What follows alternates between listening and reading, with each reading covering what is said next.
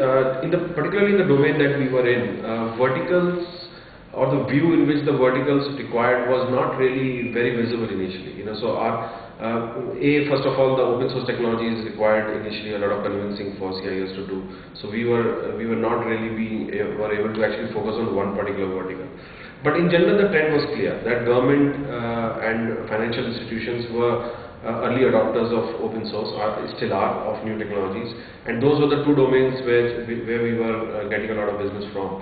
And international development sector, with that mean organizations like UNDP, research organizations, they were also coming to us for building their platforms and solutions.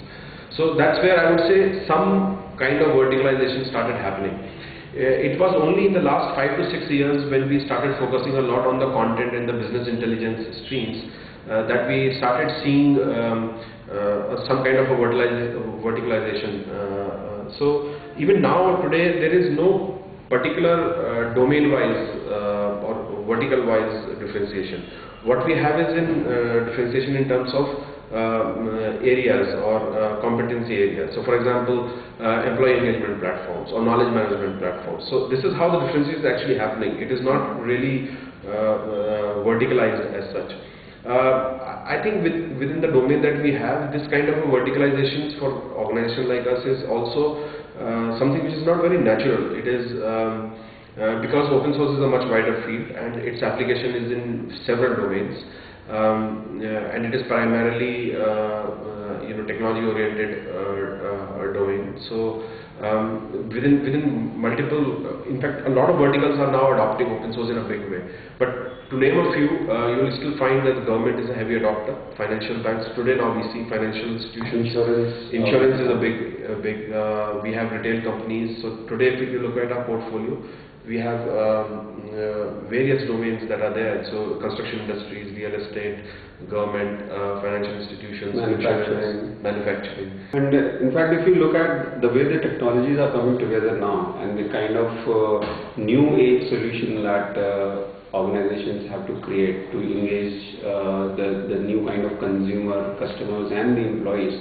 So basically it is mashing up of new kind of technologies, and open source is a natural choice as is coming in.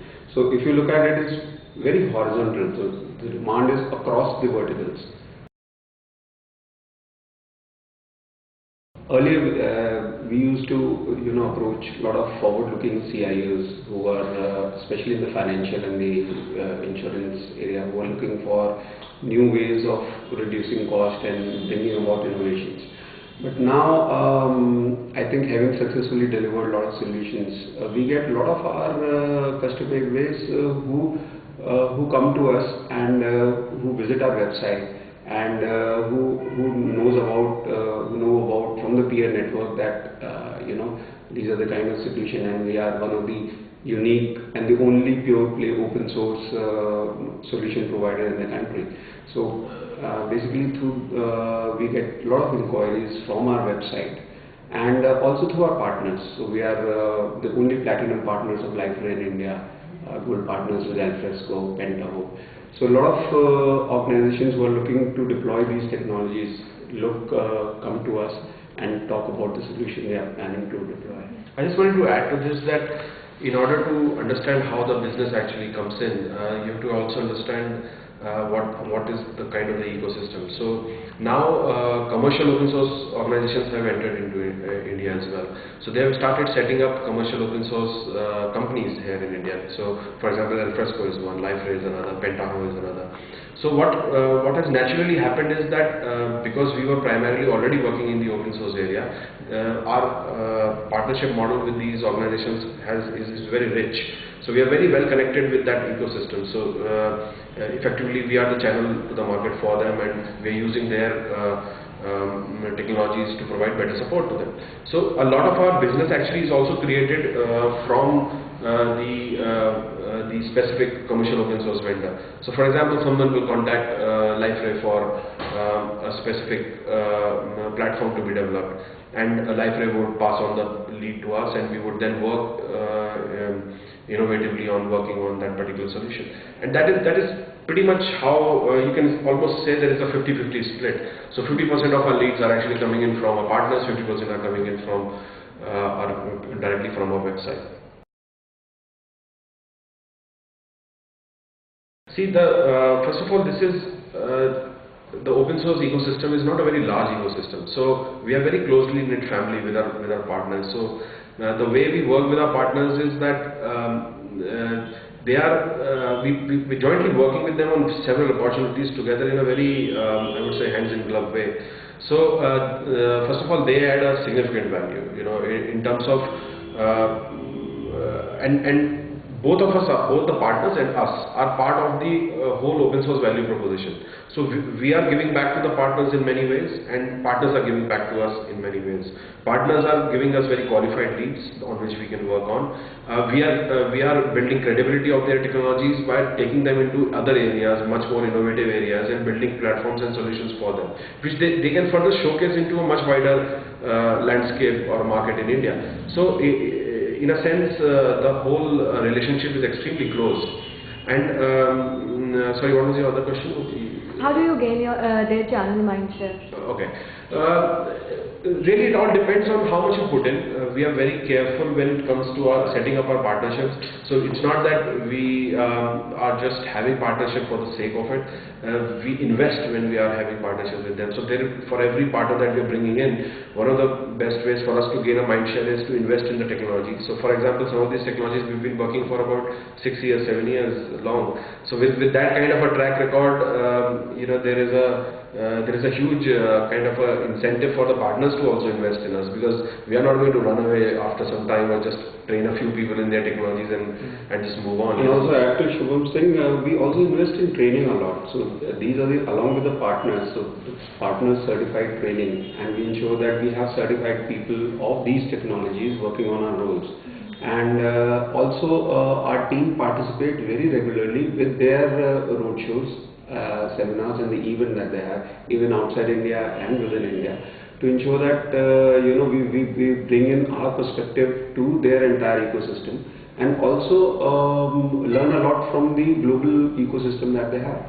And if you look at it from the customer point of view, what they get is a global perspective coming from the principal, as well as our implementation and the solutioning expertise. So basically, we work as a team, and then we bring it to the table for our customers. And what we look for is, first of all, what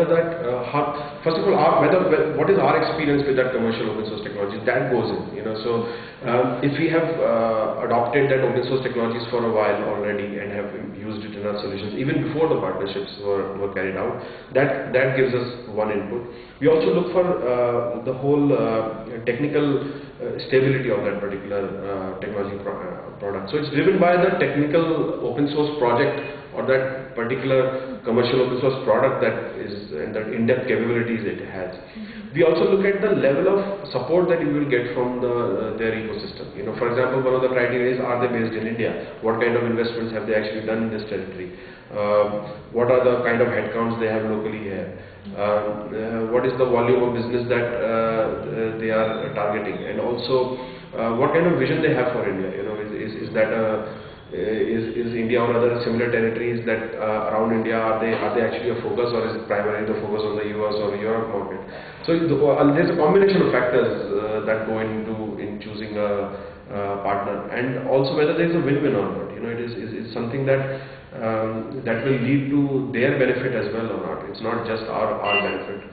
So we look at this, and unless you have other points. And also, before we sign up with any of the principals, we already use that technology, and we are part of that open source projects that they have.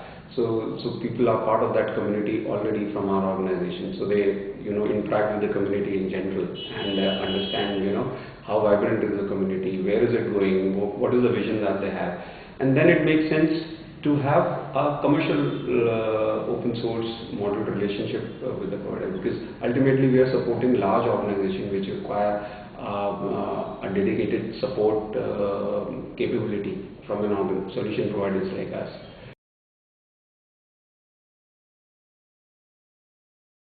There are several new trends, in the sense that first of all, open source is becoming pervasive. So it is almost everywhere. So it's kind of touching our our lives in so many ways. So right from an Android phone that you use today to content management systems, and these you will find that open source is making a big dent. So in terms of one big trend that open source is going to have an impact is in the whole managing content and managing data space. So business intelligence and content management, CRM, some of these areas are very ahead, I would say, when it comes to adopting open source and also having options in the whole for a customer who is looking for an open source option. These are the areas which have probably the widest set of options available. So that's one trend which I think is going to pick up. The second is developers today are increasingly adopting open source technologies to further develop more platforms. So with that, what is happening is that a lot of CIOs and IT teams are naturally bending towards choosing open source as an option vis-a-vis a proprietary development platform. And that trend is, I think, going to accelerate in a big way, because a lot of frameworks today, UI frameworks that developers use, are actually open source. There is such good open source development kits available today for developers that this process entirely is going to now, primarily I think almost all development environments today or eventually will actually turn into open source. So see, one of the ways for us to look at the new trends is actually through the prism of the open source technologies that we use. So we continuously update a lot of the new frameworks and libraries that are being used by our developers to create solutions. That gives us a very good glimpse into the new trends that are there. So for example, there are responsive design open source frameworks that are available. So let's assume we start adopting them fairly quickly. That gives us a glimpse into the whole wide variety of how the UI space around design is changing, and whether and how to embrace responsive design as a practice inside our organization. So in many ways, we try to stick to the basics. We try to make sure that whatever is new and available in our domain that we understand very well, which is around commercial or open source technologies, community open source technologies, is something that we are continuously pushing. So that gives us a very, very good handle on how the trends have to be looked at. So it gives us a very, very deep understanding of what the trends are also. It is not just from a bookish manner. It is also from an implementation point of view that we understand how the trends are. And also, I think our customers also, drive us to the newer challenges, which also brings out the kind of work we are going to do in the coming time. For example, many of our customers, for them, a lot of traditional model have been broken, and they want to now engage their customers in different way. So that is forcing us to innovate in terms of new technologies, new way of thinking, how we could engage their customers with their offerings. For example, now you no longer see the campaigns just running as emailers. People would like to engage in social media. So in how to integrate their existing platforms and bringing new capabilities with social media inbuilt as a part of that solution. So I think our customers also tell us a lot about what are the new things that we need to adopt to help them continue their focus with their customers. Our core competencies are basically building platforms for our customers and solutions for our customers using commercial open source technologies.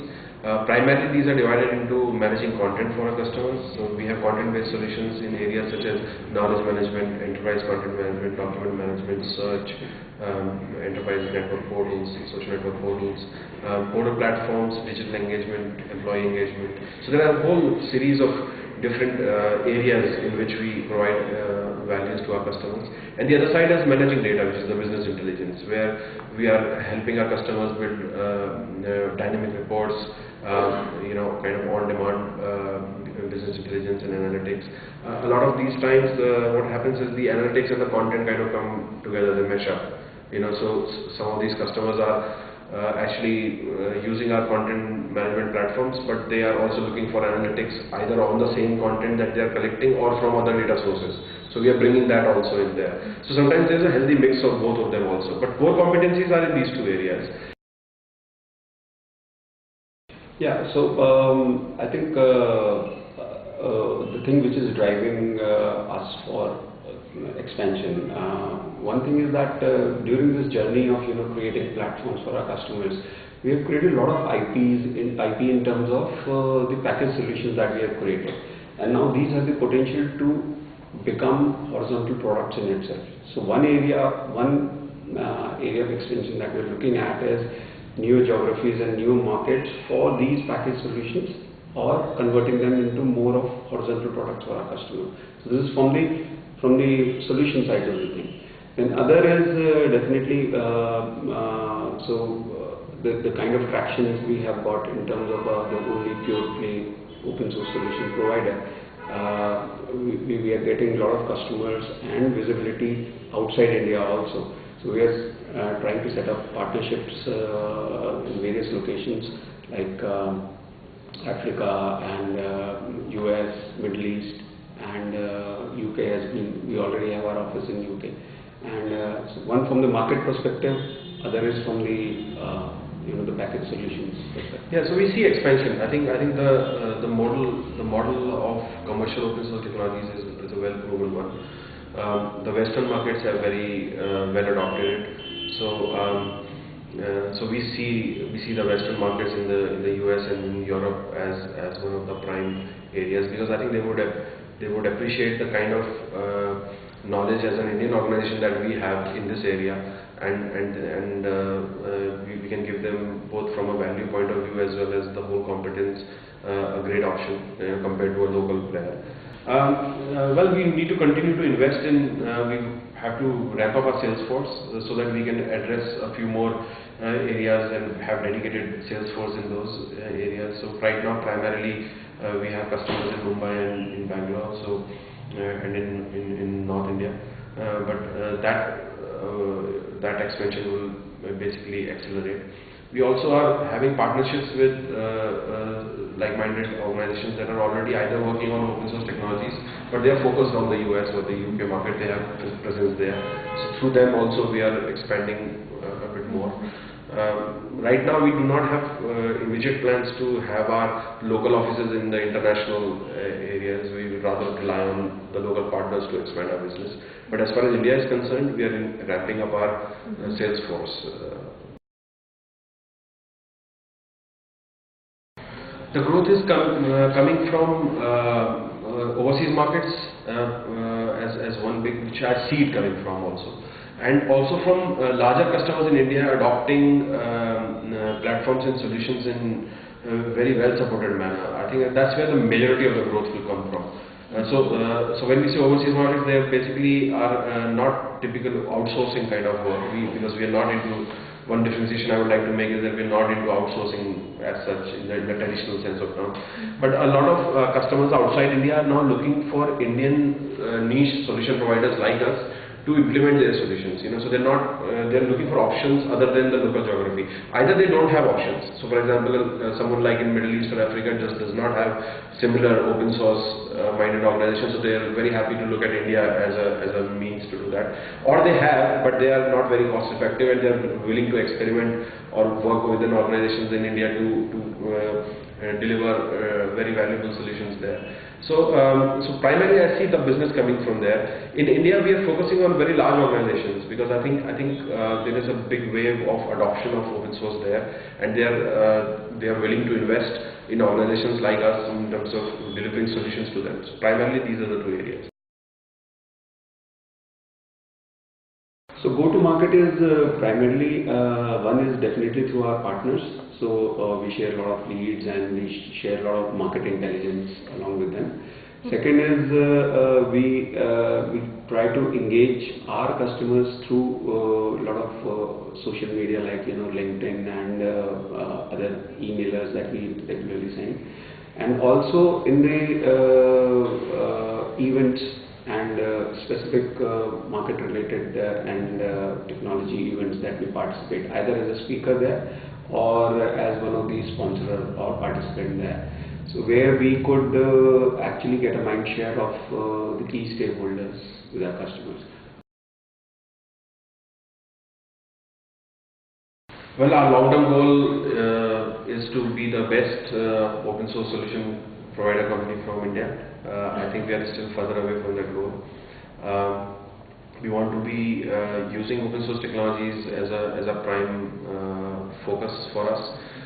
If you look at the whole SI space, there is customers are looking for open source centric solutions, but when it comes to adopting them, they are not really getting the same responses from the whole their current SIs or space. So we want to be that placed in that quadrant, if you say, which is highly specific and niche to open source. So the best open source solution provider in the country. And secondly, in short term, I think we have to consolidate our recent wins and our reach into other geographies that we have done. We have to consolidate that because that is accelerated now. So we have more and more new territories that are opening up. We have to manage them well. Especially the partnerships that we are doing outside the country. So I think that is short term. We need to focus a lot about having such multiple partnerships in different geographies and supporting them, enabling them so that they create a market internally along with us. Mobility is one, clearly. Mobility and cloud. I know it is quite a niche term now, but really anything that you build for your customers, platform-wise and others, you can't even ask your customers to whether you need it on mobile or not. It is just given that they are looking for a mobile-centric solution. So I think mobility will change a lot. You are expected to design it for mobile first. Your solution has to be ready for that first. I think cloud I've already mentioned. What we also see is that coming from open source angle to it, I personally see that there will be a much faster adoption of open source. This year and the coming 2 years, it will accelerate in a major way. So you could expect that for any bids that customers are putting through, RFPs that they are putting through, they mandatorily would require or request a open source vendor to be part of that particular RFP or look for an option that is there. I think that is going to accelerate in a big way, especially in areas where open source is much well known, and like content management or BI or CRM and some of these spaces. I think it's going to really accelerate. And I think also coming together of things like whether it is any device, whether it is any appliance, or whether it is any kind of data or content getting generated, because either the customers are using it through any medium, whether it is web or machine. So coming together of all the kind of data and content together and then making sense out of it.